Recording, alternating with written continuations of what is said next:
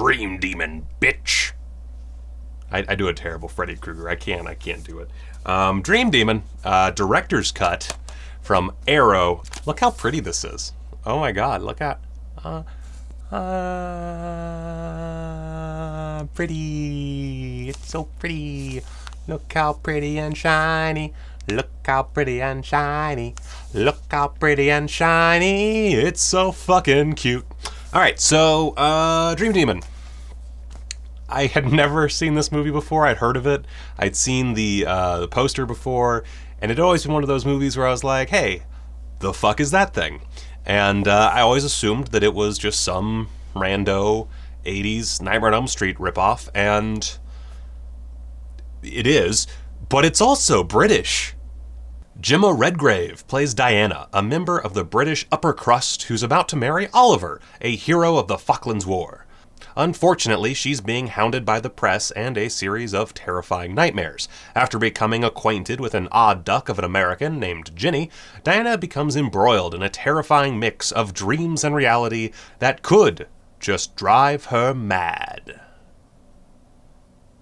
Mad. So yeah, let's open this up real quick. So pretty...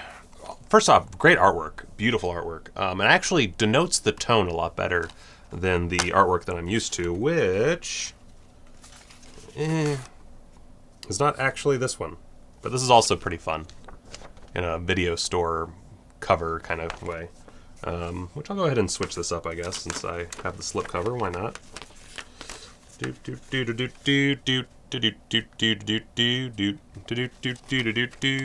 Alright, so as usual, Arrow release. I don't know why I closed this, I have other stuff to talk about. So we open this up, take out the guts. What do we got here? We got a booklet, Dream Demon. Features an essay by Ann Bilson and one by the director, Harry Cokless. Some good stuff there.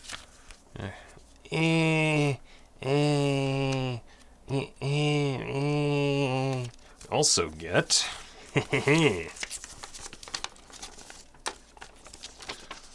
a super dank double-sided poster. I did nick this one when I was closing the case earlier, so watch out for that. Anyway, already pretty cool. This is already getting like a lot more love than I would have anticipated for this release when I, had only known it by its VHS cover. So Harry Cokless, the director, you might know him best as the guy who directed that John Carpenter written weird supercar flick starring Tommy Lee Jones, Black Moon Rising, which is the weirdest name for a supercar movie I think ever. So ripoff factor.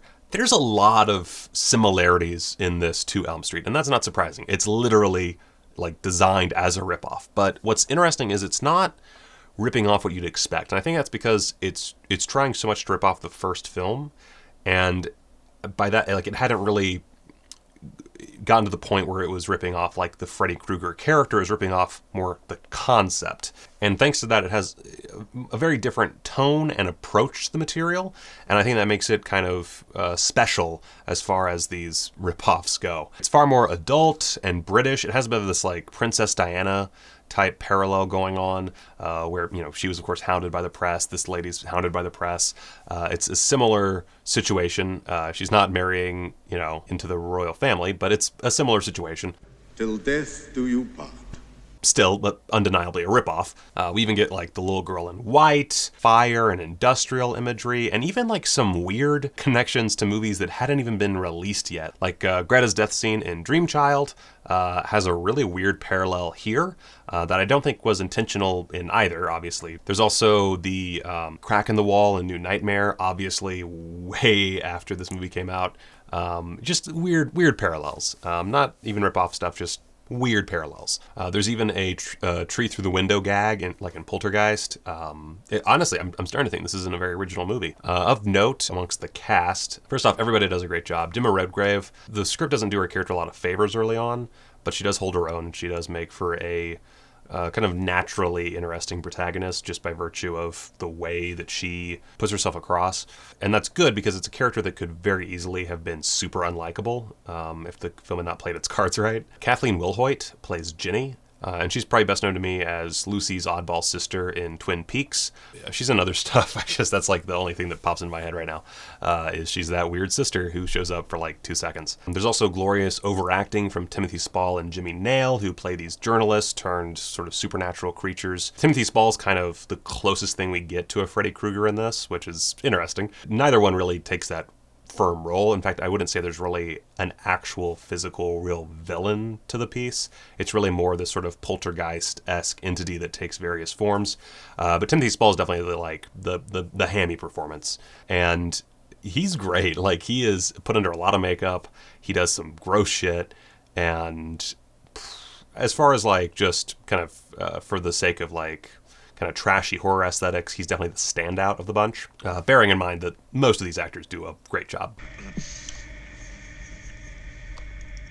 Now, one great element from Elm Street that makes it work so well that's not really readily apparent here is the protagonist of Nancy being so strong-willed by herself. She's a very strong, independent protagonist, and Jimmy Redgrave's great, but Diana is not a particularly compelling, proactive protagonist for a good chunk of the film. You enjoy watching Gemma Redgrave. Diana, she's fine. Until really late in the film, later than you would like, she really starts to hold her own. But for a long time, she's not very proactive. And that's really one of the things that makes Nightmare on Elm Street so good, is the first one has a very proactive protagonist, and most of the sequels also have fairly proactive protagonists.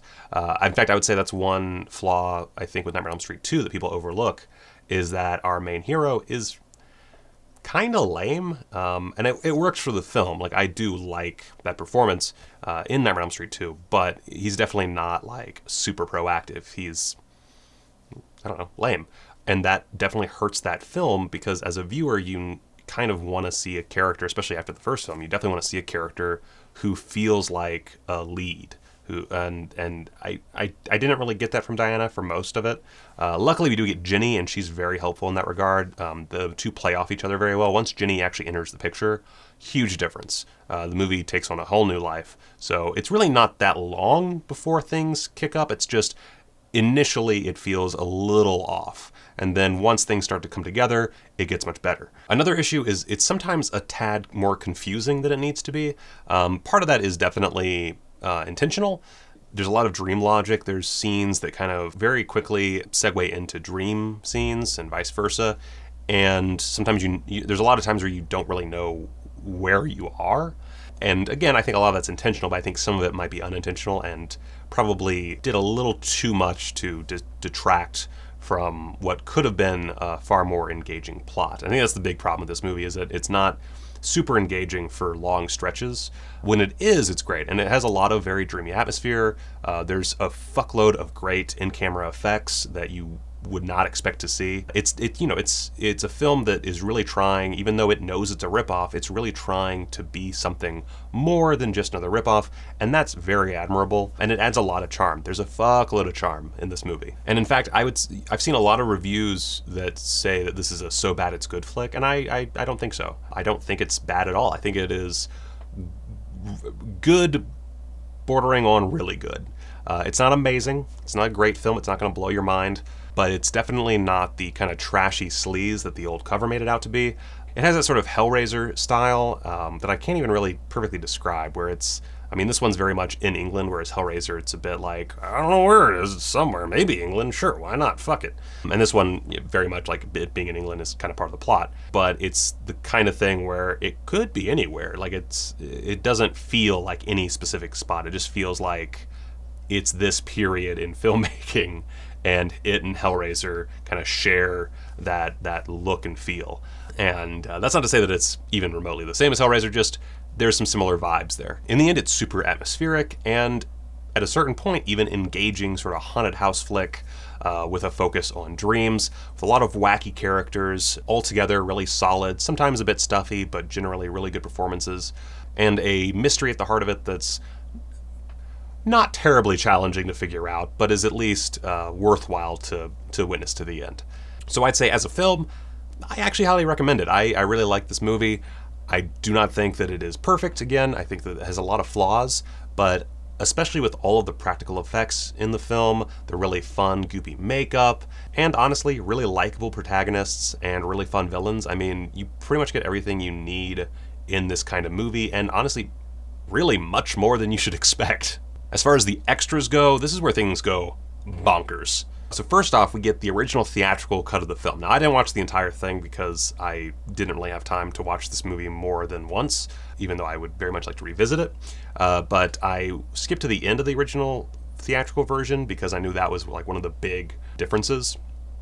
And I gotta say, even though I like how the director's cut ends tonally, I actually prefer the theatrical cut. It's a very silly moment at the end. It's kind of stupid, but I think it's a fun note to end on, and so I kind of prefer it. I'll probably watch that next time I'm watching the movie. So, you know, I don't know why it ever got bad reviews, honestly, because it seems like the original cut's fine. Dream Master is a 27-minute interview with director Harley Coklas. He talks about how he was selected for the job, the storyboarding process, working on fire effects, a major cut subplot involving a private investigator, and obtaining the original film elements, and a whole bunch more. It's a very, very wide-spanning interview. Really good shit. Already, like, if this was like everything we had extras-wise, this would be a good set, honestly. A Nightmare on Eaton Avenue is a 37-minute interview with Paul Webster. Dreaming of Diana is a 16-minute interview with Gemma Redgrave. Cold Reality is 9 minutes, and that's an interview with actor Mark Greenstreet. Sculpting the Part is a 9-minute interview with Nicholas Grace, who plays the abusive father in the film. Angels and Demons, meanwhile, is a 9-minute interview with Annabelle Lanyon. Demonic Tones is a 15-minute interview with composer Bill Nelson. Finally, Foundations of Nightmare, The Making of Dream Demon, is a 26-minute behind-the-scenes featurette from back in the day. This one's, I don't know when it was released around the time that the film itself was released, and it gives us a lot of fun little, not only notes about the production and like some behind-the-scenes of Timothy Spall getting put into makeup, but I also really like just seeing these people talk about this ripoff and not acknowledging that it's a ripoff because of the time they're in. That's pretty great. We also get a theatrical trailer and promotional behind-the-scenes stills. And then finally, to wrap everything up, to really just put that little bow on it, we get a scene select audio commentary with the director, Harley Coklas, and producer, Paul Webster. This one's 46 minutes, so it's basically just 46 minutes of the film with commentary, which is perfectly fine. We talked about this briefly with the Al Adamson set. As long as they're saying a lot, which in this case they are, I'm perfectly fine with shortened commentaries. I prefer it over just an audio thing like Vinegar Syndrome has been doing recently. I like that it's just commentary over the part of the movie that it lasts through, and then that's it, then it's done. I especially like here, it's not just like the commentary ending, it's actually its own video clip, so you're just watching 46 minutes of the movie, and then it ends when their commentary ends. Awesome, perfect, well done. And I like that also it starts off on the right foot with Harley just openly admitting, yeah, decided we were gonna make a Nightmare on Elm Street ripoff. Cool. And that's that. I don't want to belabor this one too much. It is a really solid release that I think you should buy. If you can, watch it first. It might not be for everyone. It's very atmospheric. It's very British, but it has some really cool effects. It really just surprises you right off the bat with a super gory effect very early on. And then it kind of layers them out, and near the end it just goes bug nuts. This might be a good double feature with, say, like Repulsion, maybe something like that, or even Hellraiser, since they kind of feel like they were shot by the same person. Yeah, so there's some options for you. Anyway, really, really good film.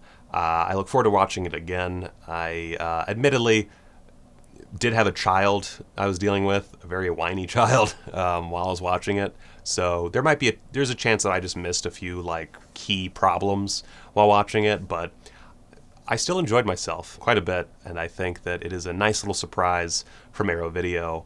Keep them coming, guys. For the rest of you out there in YouTube land, I do have my Patreon, of course. If you want to give me some money, give me some money. If you don't. That's how it works.